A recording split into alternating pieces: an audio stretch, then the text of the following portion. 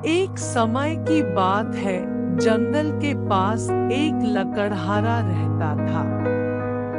वो जंगल में लकड़ी इकट्ठा करता था और उन्हें पास के बाजार में बेचता था कुछ पैसों के लिए।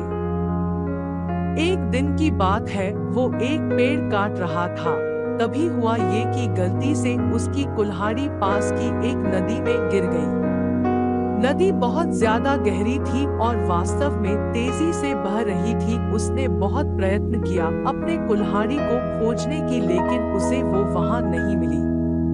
अब उसे लगा कि उसने कुल्हाड़ी खो दी है। वही दुखी होकर वो नदी के किनारे बैठकर रोने लगा। उसके रोने की आवाज सुनकर नदी के भगवान उठे और उस लकड़हारे से पूछा कि क्या हुआ।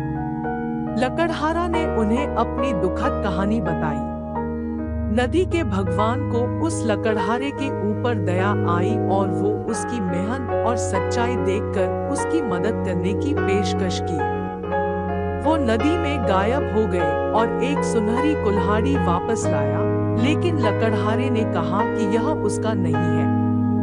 वो फिर से गायब हो गए और अब की बार उन्होंने चांदी की कुल्हाड़ी लेकर वापस आए, लेकिन इस बार भी लकड़हारे ने कहा कि ये कुल्हाड़ी उसका भी नहीं है। अब नदी के भगवान पानी में फिर से गायब हो गए और अब की बार वो एक लोहे की कुल्हाड़ी के साथ वापस आ गए। लकड़ी का कुल्हाड़ी देखकर लकड़हारा मुस्कुराया और कहा कि यह उसकी कुल्हाड़ी है।